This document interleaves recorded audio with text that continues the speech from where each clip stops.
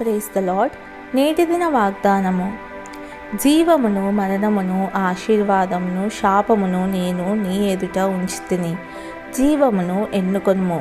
ద్వితీయోపదేశకాండము 30వ అధ్యాయము 19వ వచనము.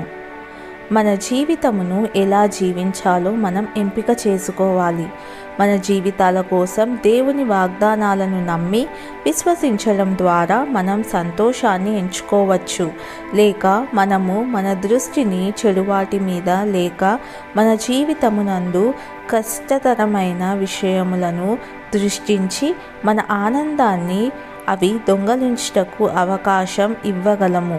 మనము పరిశుద్ధాత్మ దేవుని మీద సహాయంనకు ఆధారపడడం అలవాటు చేసుకోవాలి మరియు ఆనందాన్ని మనము ఎంపిక చేసుకోవాలి. ఎందుకంటే మనకు తెలుసు, దేవుని ప్రేమించు వారికి అనగా ఆయన సంకల్పము చొప్పున పిలువబడిన వారికి మేలు కలుగుటకై సమస్తమును సమకూడి జరుగుచున్నవని ఎరుగుదుము.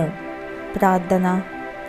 ప్రియమైన దేవా, ఆనందమును దయచేయువాడా, నేను నిన్ను వెంబడించుటకు మరియు నమ్మి విశ్వసించుటకు నాకు సహాయము చేయుము. యేసయ్య నామములో ప్రార్థిస్తున్నాను తండ్రి. ఆమెన్.